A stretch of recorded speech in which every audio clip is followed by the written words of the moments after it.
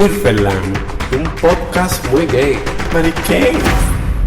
Hola, si no sabes, mi nombre es Wilson Paulino. Junto a Fernando Acevedo, quien es mi pareja desde hace 10 años, y un acompañante, quien hoy es Elaine Félix, conversamos cada semana de temas serios y muchas veces no tan serios, con la simple idea de entretenerte y educarte al mismo tiempo. Sí, es posible. Sí, eso es posible.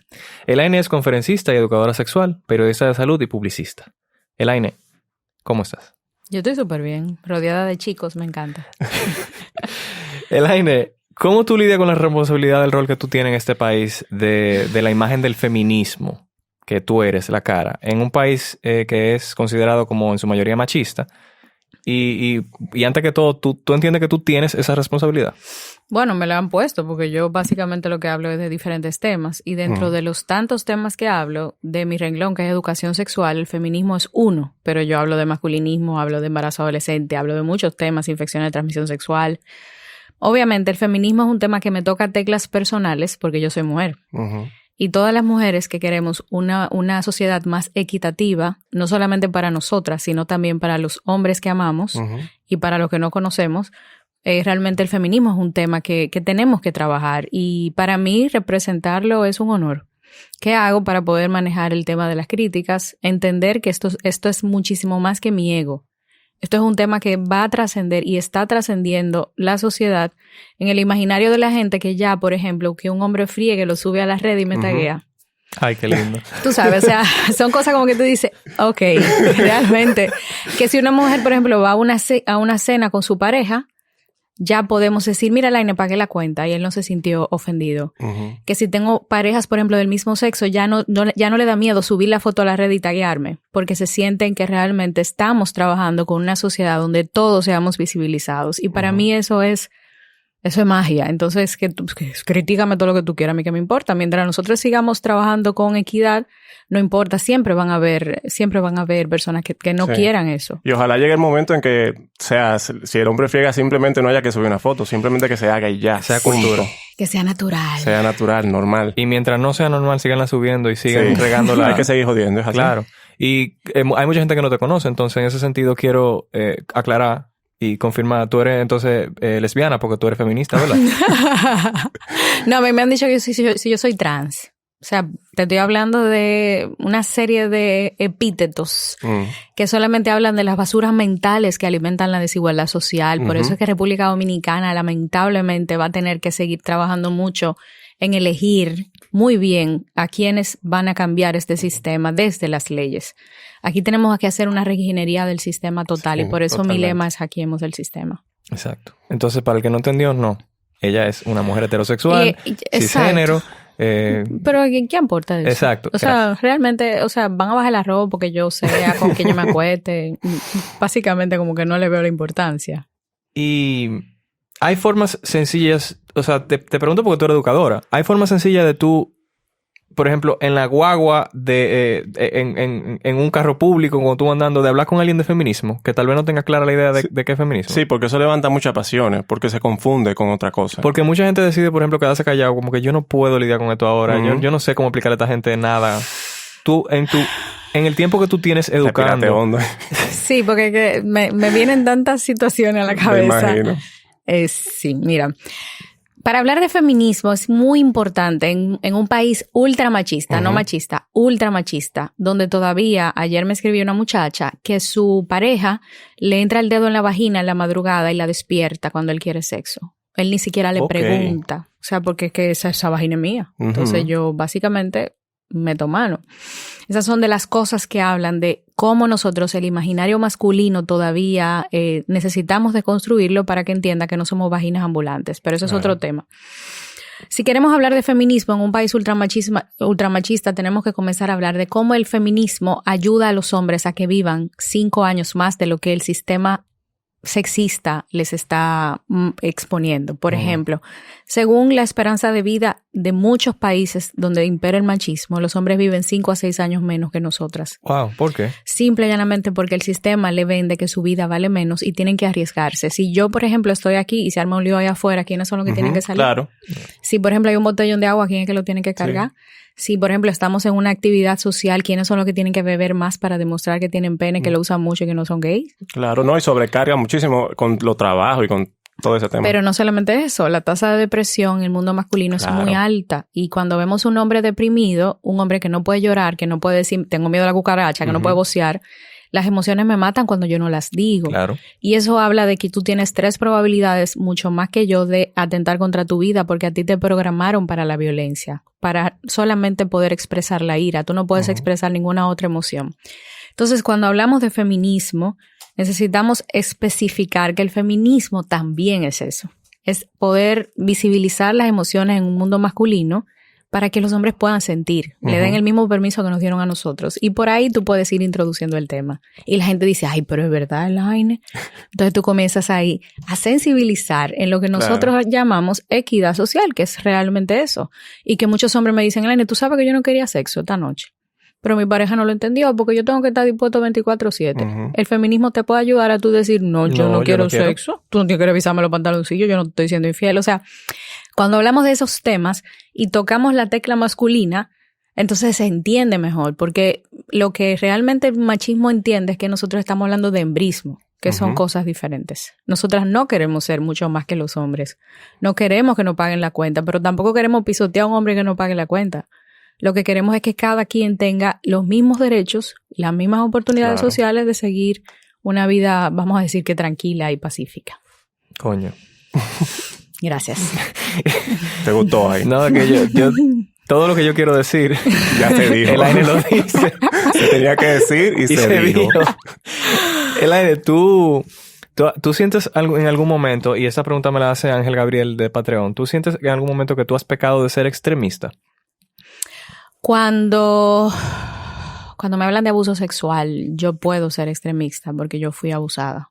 Claro. Y es un tema que a mí me toca, teclas emocionales, y que yo he tenido que trabajar en terapia para poder manejarlo de la manera más ética. Porque cuando tú me pones frente a un abusador, cuando tú me pones frente, por ejemplo, una vez estuve en Miches trabajando con niñas, y una de las niñas que fue vilmente abusada en el pueblo, que todo el mundo vio la vagina de esa niña destruida por el señor que vendía las verduras.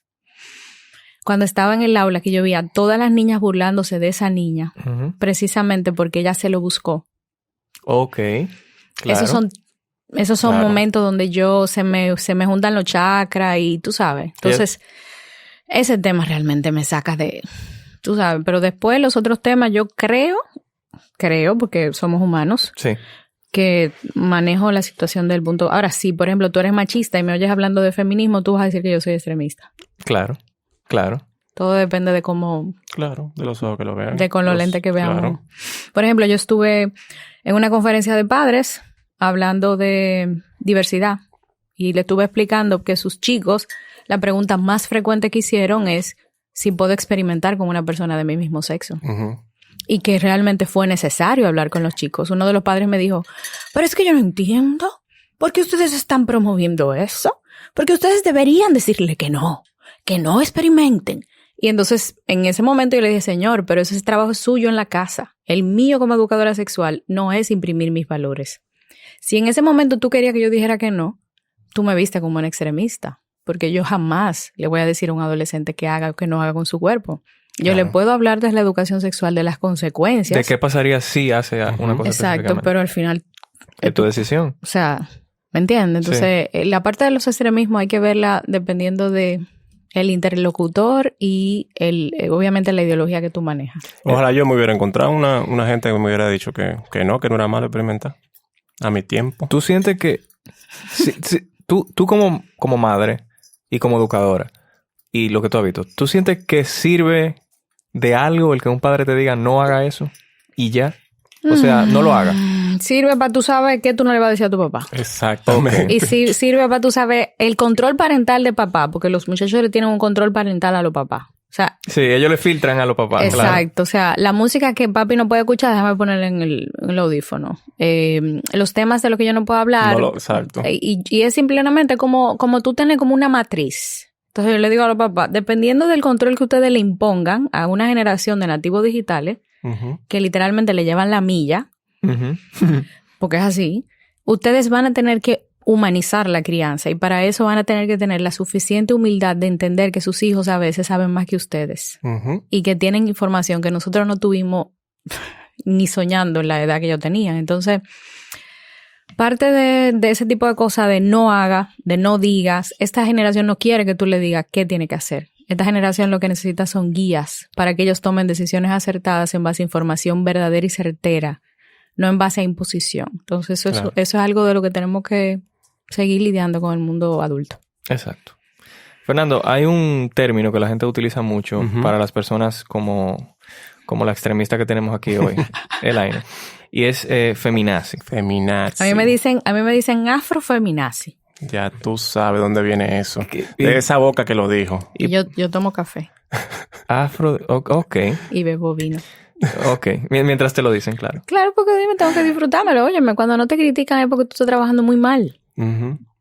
Eso decía mi abuela. Que tú no estás sonando. No sonando, porque ahora el tema de buscar sonido, ese es otro tema. Pero, o sea, lamentablemente es necesario. Es necesario, pero en este país, lamentablemente, y en este país no, en el mundo, tú juzgas en base a tu condición. Si tú me estás diciendo que porque yo estoy reclamando los derechos de las personas que tienen el pelo afro para que puedan entrar al sistema escolar, por ejemplo, sin que el profesor le dice, te pelaste. Si tú me estás diciendo que yo lo que estoy buscando sonido, tú me estás diciendo cómo tú ves el mundo. Como tú necesitas buscar sonido, tú estás viendo el reclamo como una búsqueda de sonido. Well, yo lo veo como cuando uno busca, o sea, yo lo veo que uno necesita el sonido para que ese mensaje llegue lo más lejos posible. Sí, pero están hablando de cosas diferentes. Sí, yo creo que sí. Yo lo veo al revés. Yo veo que el mensaje tiene tanto poder que él mismo se sube el volumen. Por eso es que hay gente que me dice, Elaine, comparte esto porque yo quiero que se viralice. Es que yo puedo compartirlo en Rusia, pero si el mensaje es malo, sí, claro, no se va a viralizar. La gente está buscando contenido de calidad porque hay demasiado ruido a nivel de información. Si tú quieres que un contenido se haga viral, tú no puedes decir lo que tú quieres decir. Tú tienes que decir una respuesta que pueda ayudar a las personas a tener mejor calidad de vida. Que lo que tú le estás diciendo le aporte algo. Claro. Si lo que tú estás buscando sonido porque lo quieres brillar, olvídate que ni con escarcha. O sea, no hay forma, ¿me entiendes? Así que yo lo veo. Yo creo que es una diferencia de lenguaje y de cómo interpretamos la palabra, tal vez. Exacto. Entonces, así mismo, yo quiero hablar de otra cosa que ustedes dos tienen en común, opiniones diferentes. Sí. Que el mismo término feminazi. El mismo término feminazi. Sí. Es una palabra que se utiliza para desacreditar cualquier opinión que le parezca radical a una persona machista que venga de una mujer. Y ya esa mujer se convierte en una feminazi, que es una feminista, pero extremista en sus ojos. Elaine, ¿cuál es tu opinión con la palabra que tú no estabas diciendo hace poco? Es una palabra peyorativa que se utilizó por un universo estadounidense para desacreditar el movimiento. Lo mismo que pasó con la palabra queer en algún momento. Maricón, pájaro. Exacto, pero queer específicamente se utilizó mucho para desacreditar la comunidad LGTBIQ y ellos la asumieron desde el punto de vista o sea, le dieron un giro y trabajaron con la palabra para definirse como yo soy raro y... O sea, yo no soy cis, yo simplemente soy.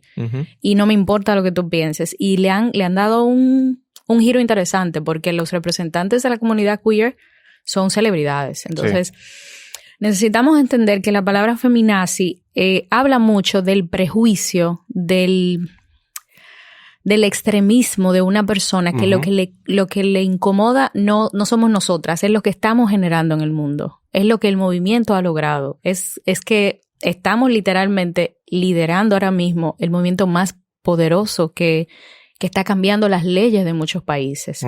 Entonces, feminazi para mí es literalmente una pataleta cuando tú le echas baigón a una cucaracha. En los últimos minutos que le quedan de vida, eso es cuando tú dices feminazi. O sea, me estoy muriendo, ¿me entiendes? Claro. Así que yo lo veo. Sí, y obviamente o sea... ¿Cómo tú lo ves?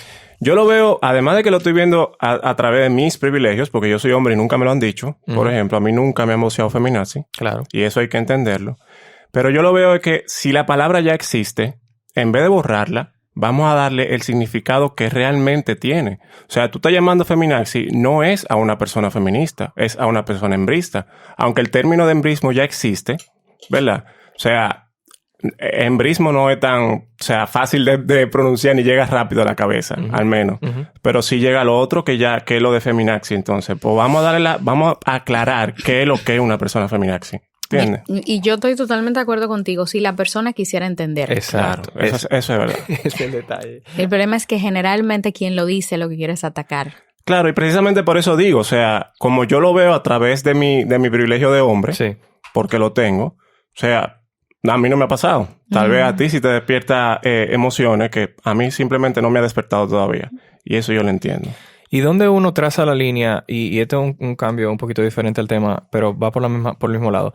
Cuando hombres conservadores tienen una opinión específica, ¿se le puede tildar de masculinidad tóxica a esa opinión o a esa acción que ellos tengan? No, mira. ¿Dónde se traza la línea? Yo a veces la ignorancia hace que tú opines mal o que tú opines feo o que quizás la opinión no sea, yo diría que lo más certera posible, porque ¿quiénes de nosotros recibimos educación sexual con perspectiva de género cuando teníamos 8, 9, 10 años? Podemos decir que ninguno. Nadie tiene la mano levantada aquí. O sea, ¿me entiendes? ¿Quiénes vieron un modelo de adultos donde se hablara de equidad, donde pudiéramos tener un ambiente por lo menos que nos guiara un poquito en lo que son el intercambio de roles, en lo que hablamos de, por ejemplo, una mujer que se siente empoderada lo suficiente para poder ir al lado de un hombre, no detrás? Claro. O sea, necesitamos entender que los hombres... Mira, aquí hay un tema interesante. ¿Por qué a mí me gusta tanto trabajar con hombres? Porque me doy cuenta que el cambio que se genera en ellos cuando tú le das la información es inmediato. Es un cambio, o sea, te estoy hablando de algo como mágico. Porque ellos me dicen, Elaine, es que no puede ser que yo viví tantos años sin saber esto. O sea, cuando tú le enseñas a los hombres cómo el mismo machismo los mata, los enferma, les hace la vida de cuadritos, ellos mismos dicen, ¿por qué no me lo habían dicho antes? Entonces, cuando vemos el movimiento feminista que tiene tantos años, tiene más de 100 años trabajando con las mujeres, empoderándolas, diciéndole que valen, que no son un sartén ambulante, tenemos mujeres que ya tienen información que se traduce en poder. Pero ¿y los hombres para cuándo? Porque el masculinismo lo que tiene son apenas 10, 19 años, trabajando pinceladas. Pero los hombres, lo que han entendido con el feminismo, es que nosotros queremos superarlos. Entonces lo que han hecho es, las personas más extremistas, es pelear con las feministas, en vez de aliarse y procurar sus propios derechos. Entonces, pues yo le digo a los hombres, si te duele tanto que hablemos de las cifras de feminicidio, ¿por qué tú no hablas de los hombres que se suicidan? Claro. En vez de simplemente atacarme a mí, porque yo estoy hablando de las mujeres. O sea, si te duele tanto que hablemos de violencia, habla tú del tema y vamos a construir un diálogo plural. Claro. O sea, no quieras que yo hable de ti, claro, porque los hombres están matando a los hombres, a las mujeres y a ellos mismos. O sea, estamos hablando de que las cifras de la OMS no mienten. Sí. Más del 80% de las cifras de homicidio en el mundo tienen pene, quienes la cometen. Entonces estamos hablando de una situación que habla de que la masculinidad necesita que la podamos, vamos a decir que darle una mano para que entiendan que esa no es la solución. Algo de lo que dijiste en todo eso me recuerda, la caravana del orgullo LGBT, que en Estados Unidos, que es lo que más he visto, no puedo decir otro lugar, hay un grupo de 6 hombres, que cada vez que se habla de la caravana del orgullo gay, quieren hacer la caravana del orgullo heterosexual. y me recuerda mucho lo que tú dices de ¿por qué tú simplemente no vienes a la caravana de nosotros y tú eres un aliado más? Porque, ¿por qué no? O sea, ven con nosotros y habla de tus problemas y de tus necesidades, pero celebra con nosotros porque estamos aquí celebrando la diversidad. No te estamos excluyendo. No es que no queremos que los heterosexuales existan. Queremos celebrar que nosotros existimos. Claro. Y tú eres parte porque tú eres un aliado. Entonces ven, por favor. Y en ese mismo sentido quiero que en la caravana de este año, como lo hice el año pasado, recordar que vayan. Que busquen ustedes, si no ven identificación en la caravana, vayan a hacer ustedes la identificación que ustedes necesitan que esté. Y también a los que ya van, llévense a un amigo heterosexual para que disfrute de lo que es esa energía y esa vibra. Y eso es lo que quería decir con respecto a eso. Aparte, también quiero decirles que si ustedes se hacen Patreones ahora en febrero, nosotros les vamos a dar un regalo y ya este es el último día que tienen para hacerlo. Si compartan el episodio que más les guste, si no pueden hacerse Patreones, porque de verdad también nos ayuda muchísimo. Y muchísimas gracias a los que ya son Patreones.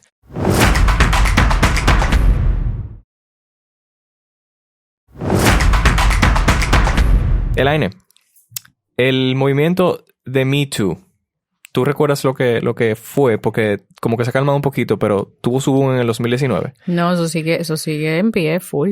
Lo que pasa es que ya tú no vas a ver tanto lo que pasó de las mujeres vestidas de negro, de Hollywood, pero sí, o sea, es como el movimiento de un violador en tu camino. O sea, eso es como un constante. Sí, es un antes y un después en el movimiento feminista. El movimiento Me Too empezó mucho en Twitter, que eran las mujeres hablando de sus experiencias que habían tenido con un violador, con una persona que abusó, tal vez no de forma como lo vemos siempre, de que lo violaron, que fue en un callejón y que no, de otras situaciones que son súper incómodas, que son abuso sexual, pero que uno no la siente, que pasa mucho cuando tú le preguntas a alguien, ¿a ti te han tratado mal? Y tú dices, bueno, yo creo que no. O sea, a mí me echan mi bocha a veces, que sí yo qué. Él me cupió, pero... Pero exacto, pero él no me da golpe. Exacto. Entonces, ese movimiento como que trajo a colación y a la luz muchos temas y tumbó gente, CEO de empresas, las tumbó por sus comportamientos.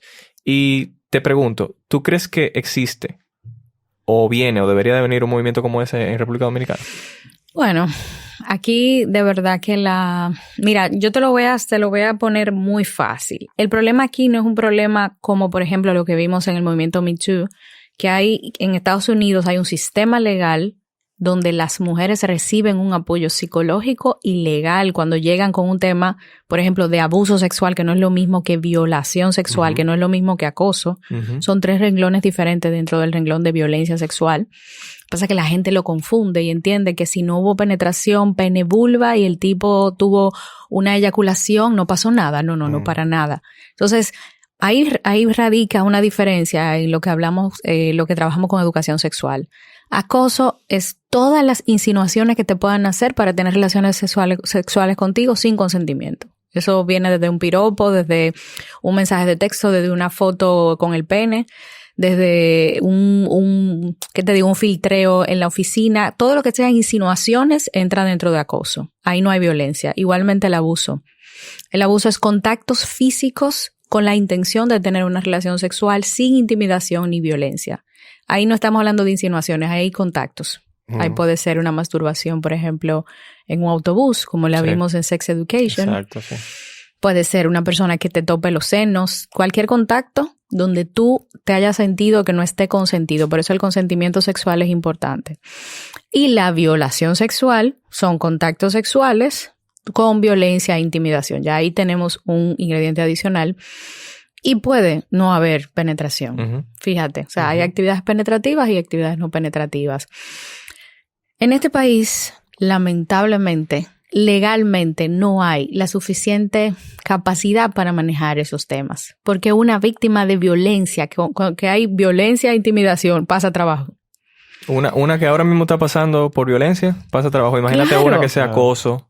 O sea, el sistema legal es muy importante para que el movimiento Me Too tenga una repercusión como la que tuvo en Estados Unidos. Entonces, por ejemplo, yo antes de ayer, publiqué un video explicando los 3 grados de violación sexual. Tú no te imaginas la cantidad de mujeres que me han escrito, el doctor, el profesor de deporte me agarró un seno, y comenzaron a salir que yo dije, señores, pero esto es una caja de Pandora que hay aquí. Te estoy hablando de ginecólogos muy reputados, te estoy hablando de masajistas, de mucha gente que tiene una cantidad de abusos en la historia, pero ¿y cómo yo reporto eso aquí? Si una mujer que llega con un ojo abollado pasa trabajo en la fiscalía.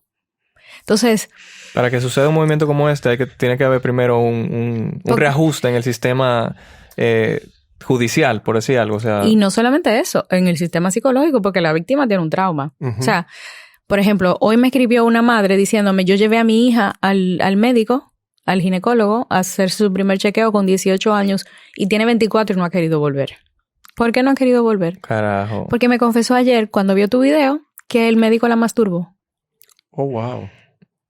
Bien. Pero él es el médico que atiende a la familia entera. O sea, yo parí con él, mi mamá, mi yo quiéncito. Y yo, señora, pero usted supo que usted tiene que denunciarlo. Claro. Entonces, cuando hablamos de todos esos casos, y yo tengo muchos, o sea, tengo casos de penetración, tengo casos de acoso de una forma directa. Entonces, cuando tenemos esos casos, ¿a dónde la mando? Porque lo primero es que tiene que haber una prueba para demostrar eso, porque es tu palabra contra la mía.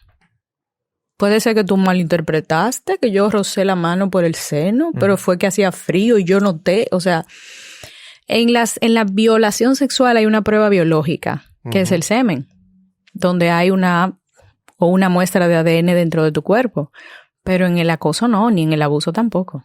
Entonces, y también eso depende mucho del tiempo en que se haga la denuncia, incluso con lo de la violación.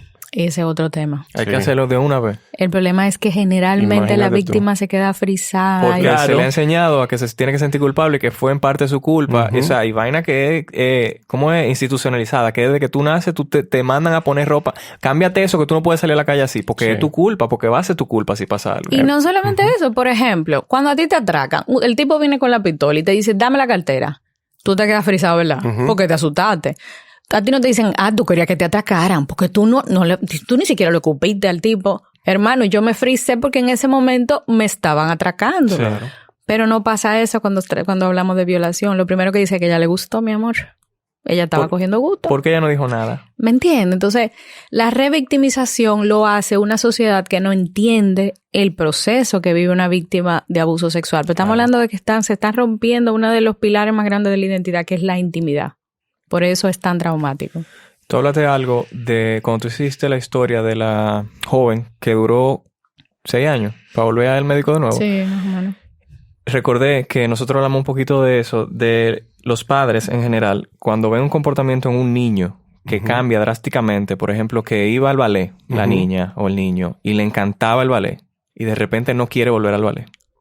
Es algo que hay que... Ahí, no es que el muchachito está jodón y que ahora... Renuente y rebelde, ¿no? Hay algo que está pasando. Perfectísimo. Puede que ya no le esté gustando el ballet, pero si es drástico el cambio en la emoción de que a mí me gustaba ir a gimnasia, a mí me gustaba nadar, y ya no, es por algo. Mira, y aún no sea nada, es válido investigar. Claro. ¿Te entiendes? El comportamiento de todo el mundo siempre te dice algo. Claro. Tú ves que la gente dice, no, pero es que él está como raro. Sí, pero ¿cómo raro? Lo que pasa es que él antes como que él llegaba, me saludaba, me daba un abrazo. Ahora él llega y se mete en su cuarto. Claro. Pero es que ese comportamiento... Sí, somos animales sociales al final. Algo te está diciendo. ¿Tú sabes si él está deprimido? No, yo lo veo que él está como que no me responde mucho.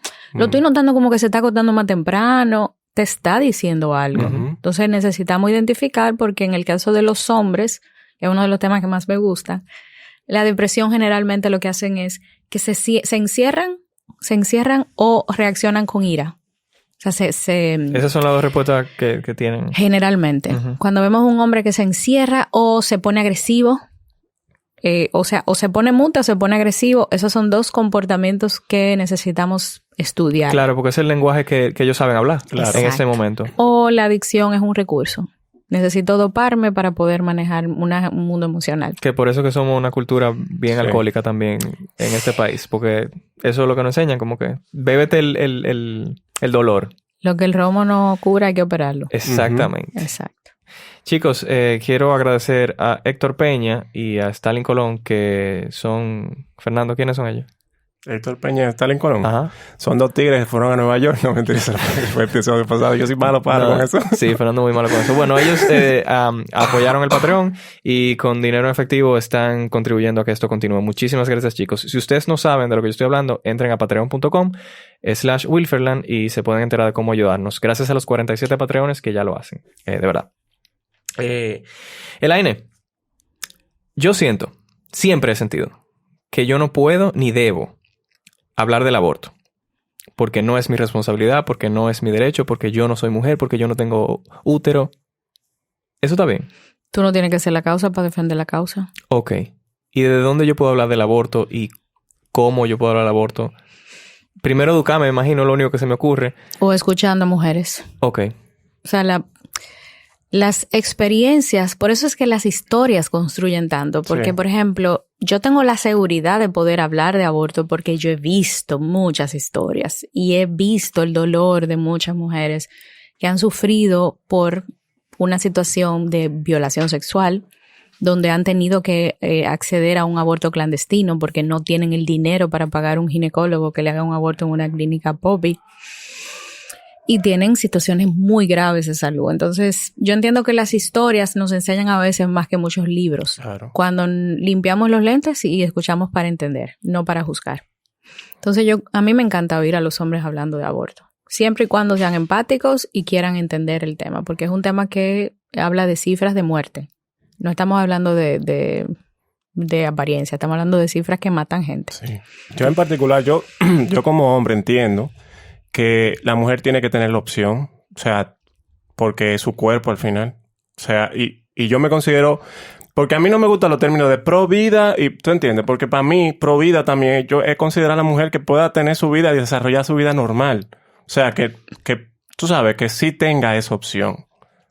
¿Tú estás en contra o a favor del aborto? Yo estoy muy a favor del aborto y sobre todo en las 3 causales. Precisamente porque yo trabajo con chicas que no saben si están embarazadas del papá, del hermano o del primo, porque los 3 la han violado. Yo estoy hablando de chicas que literalmente se meten cualquier cosa por la vagina con tal de sacarse eso, porque entienden que ni siquiera es un bebé, es eso, porque es un tumor lo que yo tengo, Elaine. Porque eso lo que me recuerda es que no una relación sexual de placer. Lo que me recuerda es una relación sexual traumática que yo no pedí, yo siendo una menor. Claro. Entonces, yo he vivido casos de chicas que, porque trabajo mucho con comunidades vulnerables, batelles, comunidades de muy, muy, muy escasos recursos, donde las chicas tienen que acceder a un lugar de aborto donde le cobran 800 pesos por hacerle un aborto. ¿Con qué condiciones médicas, éticas, salubres tú puedes tener un aborto por 800 pesos? Entonces, yo he visto casos de septicemia, casos de chicas que han tenido un sangrado muy importante donde han tenido que ser ingresadas porque obviamente se complica la situación. Chicas que después que tienen su bebé los matan porque no los quieren. O sea, hay una serie de situaciones que rodean un embarazo traumático como una adolescente que fue violada, abusada, que básicamente es imposible tú no entender que tú no haces nada con un bebé si una madre literalmente está muerta en vida. Claro. Si es una madre que así... Porque es que para tú estar vivo no solamente significa que te paran. Uh-huh. Cuando hablamos de calidad de vida es que un niño necesita una madre sana. Claro. Necesita... Porque la vida soy yo que la estoy llevando. Entonces tú no puedes priorizar al bebé por encima de mí.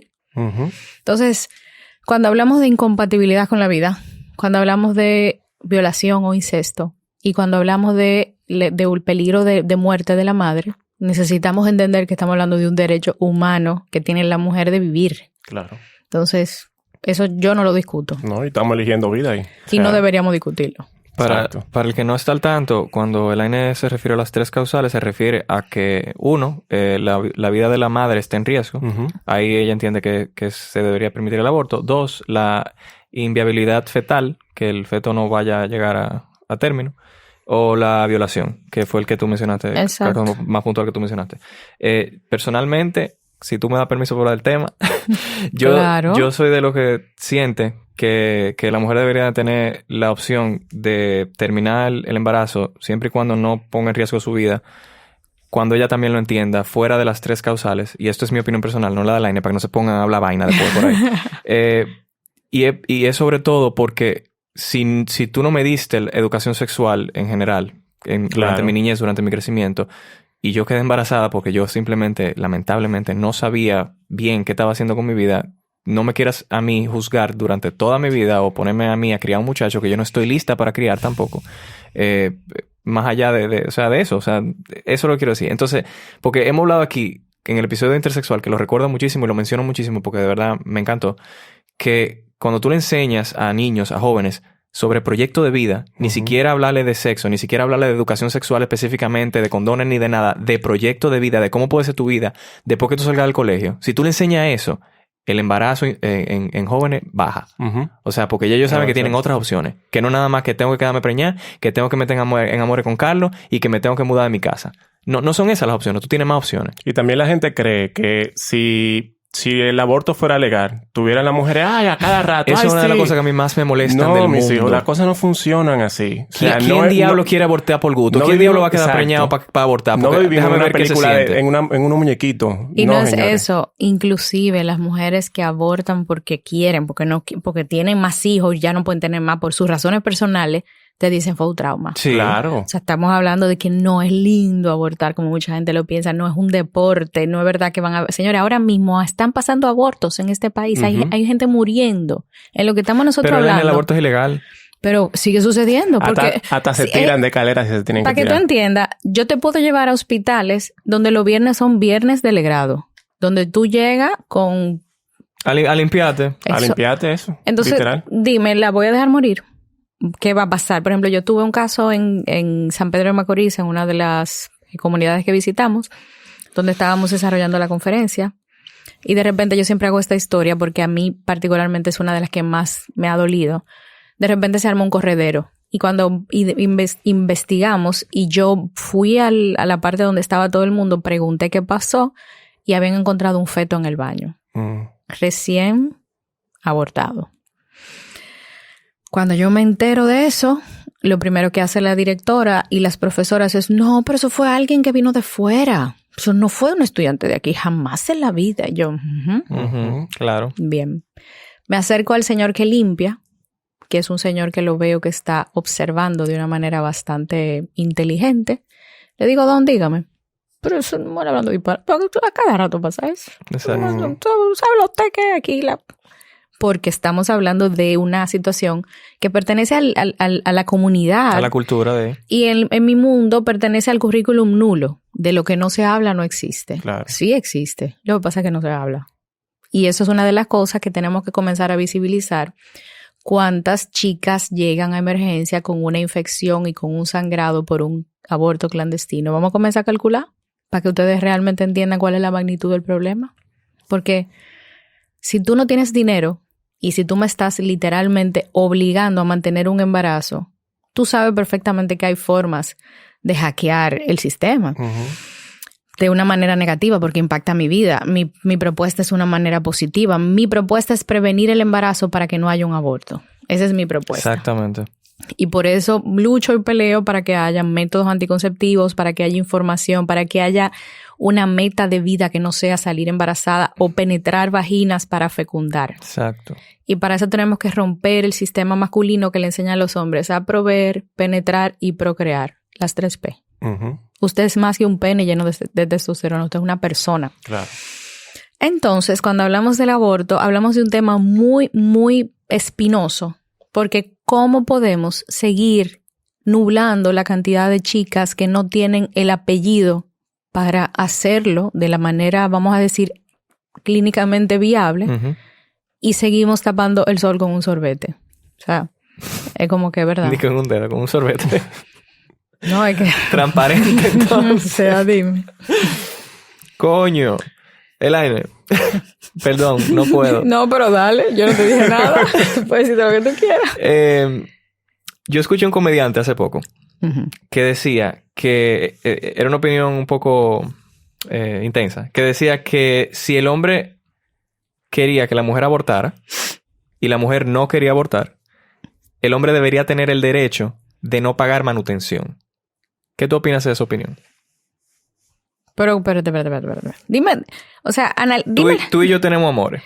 Ajá. Tú saliste embarazada. Ajá. Y yo te digo, no, yo no puedo tener ese muchacho. Aborta. Y tú me dices, espérate. Yo quiero tener mi muchacho. Yo voy a tener mi muchacho.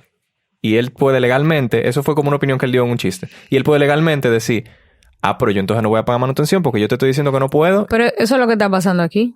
O sea, y tú me estás diciendo una idea que literalmente cogió de una realidad dominicana. Gracias. Porque lo que yo tengo son hombres que después que tienen relaciones sexuales le dejan las 6 patillas para que te la ponga por la vagina por si acaso.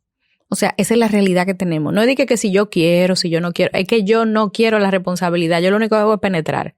Pero yo no me ocupo de si tú estás teniendo un método anticonceptivo. Claro. A mí no me importa ponerme un preservativo. Oye, si tú no quieres tener muchacho, amárrate. No, es que si usted no quiere tener un muchacho, ocúpese. Se llama corresponsabilidad. No es amarrarse, inyectarte una cosita que... Sí, o sea, te entaponan. No me hables de que vamos a esperar. No, o sea, aquí hay una situación. Estamos hablando de un hombre reactivo. Yo quiero un hombre que sea preventivo. Claro. Y para ser preventivo yo tengo que cuidarme igual que como se cuida la mujer, porque no me embaracé del Espíritu Santo ni de la magia. Fue un esperma que tú introduciste en mi cuerpo. O sea, que hay 2 personas que deberían de involucrarse en un resultado del placer. Entonces vamos a ser más serios y dejemos el ultramachismo para la era de las cavernas. Y ahora yo quisiera, como para ponerlo más controversial todavía, ¿qué tú dices de las mujeres que pinchan los condones? Bueno, que ahí hay un deseo, ultra deseo de literalmente corromper la corrupción sexual. O sea, personas que tienen un problema, que necesitan amarrar a un hombre con un muchacho.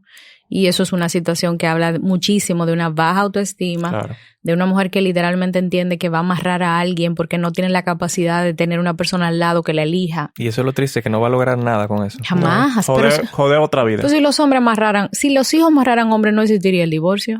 Gracias. ¿Tú supiste, verdad? Elaine, ¿tú crees que el movimiento transgénero perjudica de alguna forma al feminista? Por ejemplo, ¿cómo las mujeres transgénero dominan los deportes femeninos en general? Que está pasando mucho esos temas, como que el transgénero que le permiten estar en un deporte y ya de repente eso es un tema. O cómo los medios de comunicación ponen el foco en los derechos de la persona trans y se olvidan tal vez del movimiento feminista. ¿Tú crees que eso está pasando? Es que el movimiento feminista es un aliado del movimiento LGTBIQ. Ujú. Siempre y cuando lo que estemos buscando es igualdad de derechos. Una mujer trans es una mujer en el movimiento feminista que busca equidad. Porque Claro. yo no me puedo, por ejemplo, yo sigo a The Big Beth, que es la dura, particularmente para mí, de la reina del Caribe. Pues, si yo me paro al lado de ella, tú supiste que yo soy un moquito. Ujú. Porque ella tiene un entrenamiento, una fisionomía Claro. que habla de una atleta Claro. que puede competir con mi hermano, que es un musculoso, y literalmente lo va a romper. Ujú. Entonces yo no puedo, bajo ninguna circunstancia, porque yo haya nacido con vagina, hablar de diferencias físicas cuando mi capacidad de entrenamiento ha hecho que yo pueda desarrollar habilidades atléticas mucho mejor que un hombre. Claro. Entonces, para mí es literalmente hablar de prejuicios cuando estamos nublando la capacidad que puede tener una mujer trans para competir con una mujer que nació con vagina en un escenario atlético. Es que podemos desarrollar las mismas capacidades. Un hombre que sea sedentario básicamente va a tener menor capacidad, aunque produzca más testosterona que yo, que una mujer que generalmente hace ejercicio, que carga pesa. Entonces, Claro.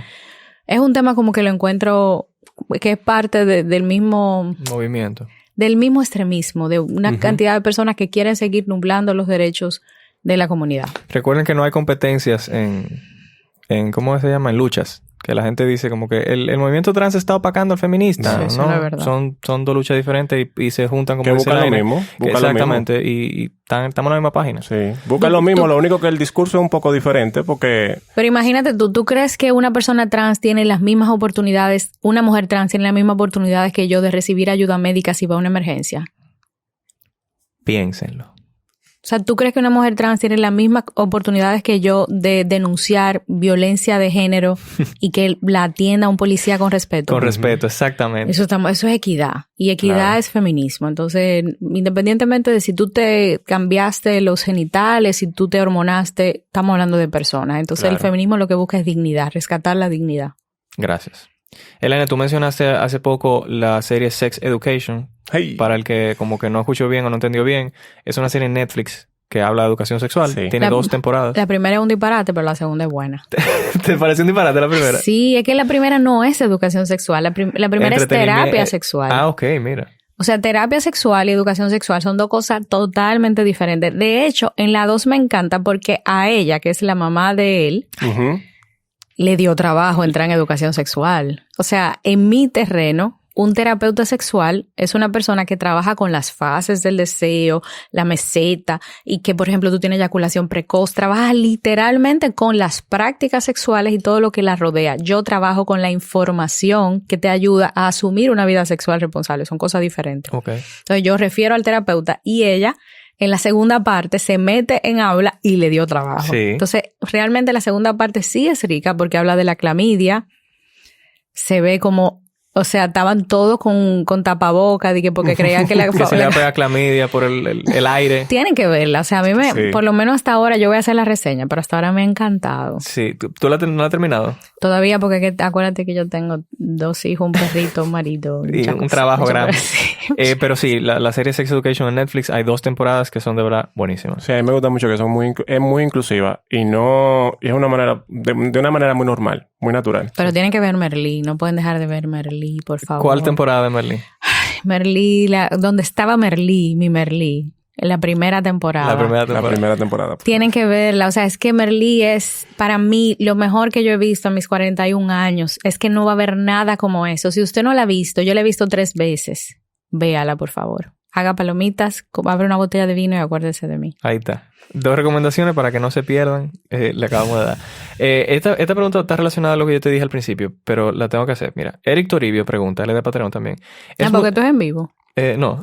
Okay. Lo que pasa es que hay gente que envía la pregunta de antes. Okay. Es muy fácil ver todo desde nuestra burbuja de derechos humanos, universidades privadas, activismo, ONG y redes sociales. Pero la realidad es muy diferente cuando vas a los barrios o te montas en concho y escuchas a personas expresar formas de pensar ignorantes con toda la confianza del mundo. Pregunta, ¿cómo recomiendas que enfrentemos a estas personas con opiniones problemáticas cuando estamos apretados en un concho? Bueno, la diferencia es que yo me meto en esas comunidades. La diferencia es que yo no opino desde mi escritorio con aire, que no tengo. Yo trabajo yo trabajo con la gente. Entonces, una de las cosas que yo he aprendido es que para tú poder establecer una comunicación en un concho apretado, tú tienes que saber que ese no es el escenario para tú establecer una discusión. Simple y llanamente tú vas a reclamar tus derechos desde la decencia de saber que ahí lo que tú vas a generar es agresión en una persona que no tiene la suficiente capacidad de entendimiento para saber que es tu derecho, no que tú quieras imponerte. Entonces yo entiendo, y lo he hecho con muchos chicos que pertenecen a la comunidad LGTBIQ, que tienen una situación, por ejemplo, yo tuve un estudiante que se maquilla, a él le encanta maquillarse, y él dice, oye, yo no soy transexual, yo simplemente disfruto el maquillaje. Y cada vez que él se monta en una guagua, tiene un conflicto. Sí. Entonces, él simplemente lo que ha hecho es asumir una posición sabiendo perfectamente que no es él el problema, es la sociedad. Entonces, él entra generalmente mirando hacia abajo y se sienta atrás, buscando la manera de no generar el ruido. El conflicto. Si genera el ruido y se presenta una situación, él lo primero que hace, ¿en qué le afecta a usted mi maquillaje?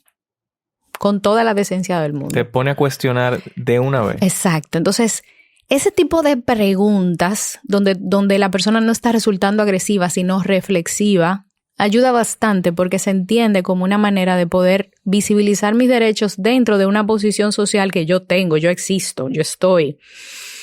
Y eso también pasa con el tema de los tatuajes. Por ejemplo, tengo muchos amigos que tienen muchos tatuajes, de hecho son tatuadores. Me dicen, Elaine, yo entro al súper y me ponen la seguridad. Diablo. O sea, yo entro al súper y lo primero que hace el seguridad es caerme atrás. Porque entiende que yo soy un delincuente. Un delincuente, claro. Sí, y si un niño me mira, ahí se armó porque la mamá entiende que yo voy a agarrar, voy a secuestrar al muchacho y lo voy a matar. Entonces, cuando hablamos de eso, necesitamos que él pueda también crear una reflexión. Claro. Yo voy directamente al gerente y le pregunto, caballero, ¿por qué yo tengo un seguridad? Yo quiero que usted me explique. Para que el gerente se deconstruya y entienda que los prejuicios se lo están comiendo. Entonces, es comenzar nosotros a responder con preguntas para generar cuestionantes y poner a la gente a pensar. Por lo menos a mí me ha funcionado. Me encanta esa respuesta. Sí, eso ayuda como a desarmar también la otra persona. Exacto. Porque mucha gente lo hace mucha gente son reactivas simplemente por ideologías que le entraron en la cabeza y que nunca se preguntaron si estaban bien o estaban mal. Sí. Entonces, el hecho de que tú le preguntes a ellos, o sea, ¿tú estás seguro que lo que tú estás pensando está bien? No, o sea, ¿y en qué te afecta? Exacto. Ponte a analizar. Ahí ya lo estás desarmando. Claro. Elaine, ¿tú puedes hablarnos o mencionarnos algún líder político que tú sepas que tiene intereses en la mujer reales y para nosotros prestarle atención en general? Farideh Raful. Esa es una de las que dijimos nosotros. Ha sonado ella. Sí. Farideh. Sí, Farideh. Y recordarle a Mario Sosa también, que él está aspirando para ser, creo, que es regidor. Y de la circunscripción 1. También la que está con Abinader, que está como alcaldesa. No, yo no me sé el nombre. Carolina Mejía. Tiene una propuesta también que es interesante en el tema de violencia de género, en el tema de el sistema legal para poder, por ejemplo, trabajar las denuncias. O sea, que también pudiéramos visualizarla a ella. Perfectísimo. Claro.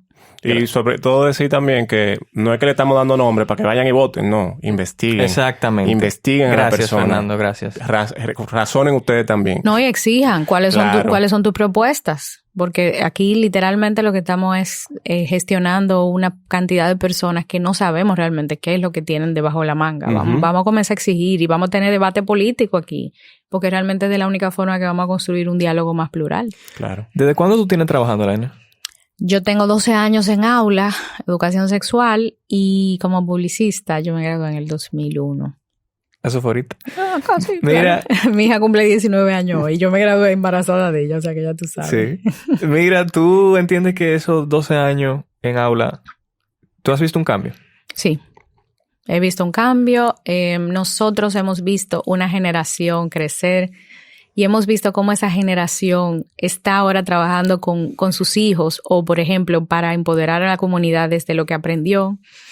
Yo he visto muchas chicas y, de hecho, estamos viendo cómo la cifra de fecundidad en República Dominicana ha ido disminuyendo. O sea, que tenemos una esperanza. Ya la comunidad LGTBIQ no tiene tanto miedo de salir del closet.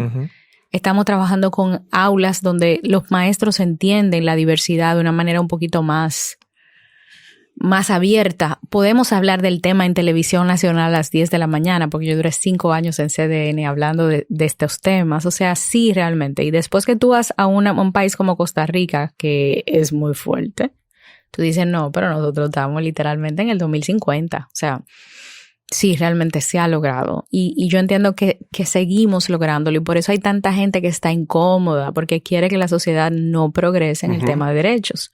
Por eso cada vez más vamos a tener más extremistas exponiendo toda su... Ese era otro tema que quería tocar, los llamados haters. Es un hater. Pero hay algunos haters suelen ser peligrosos, suelen ser tóxicos. ¿Tú te has encontrado con personas así? Que como que, bájale un 2 porque ya... Los haters se resuelven rápido, te bloquea. O te restringe, hay muchísimos botones.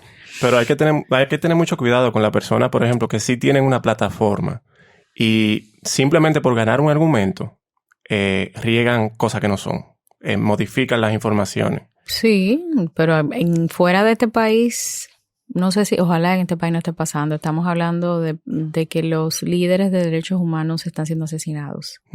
Estamos hablando de delitos precisamente por extremismos. Entonces, con eso sí tenemos que tener mucho cuidado. Yo he recibido todo tipo de ataques, o sea, yo no te puedo explicar. Y mi familia también.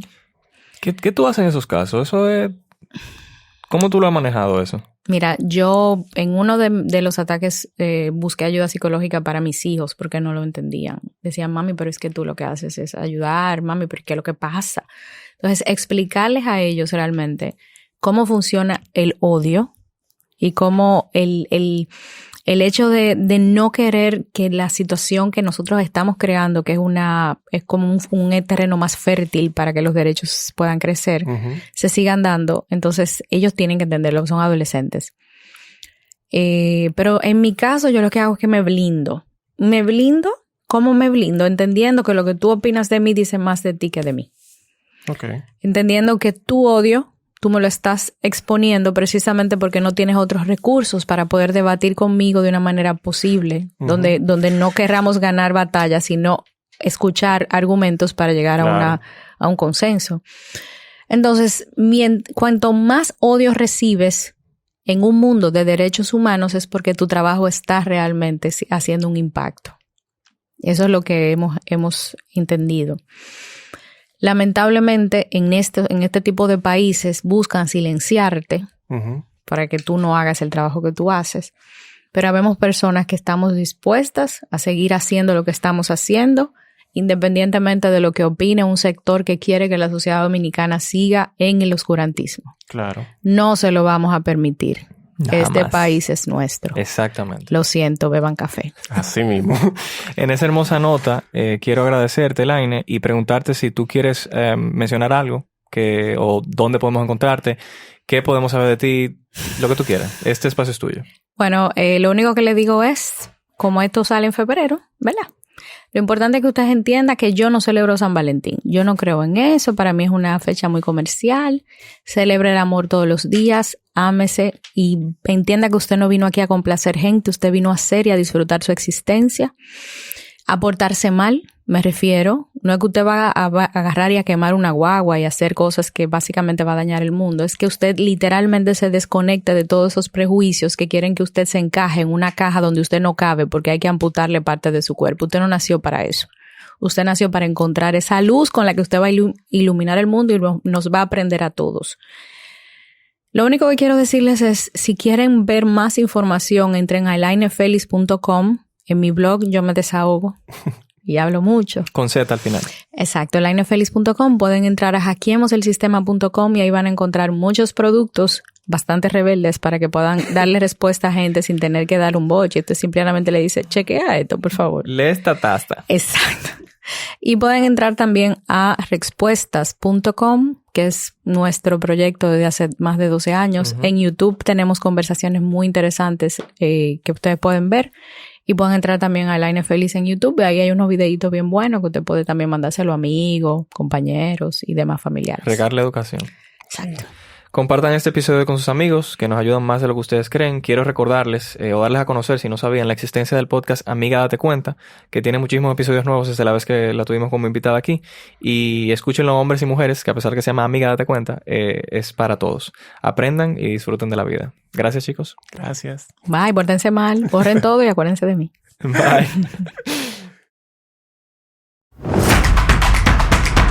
Woodfordland, un podcast muy gay. ¿Pero qué?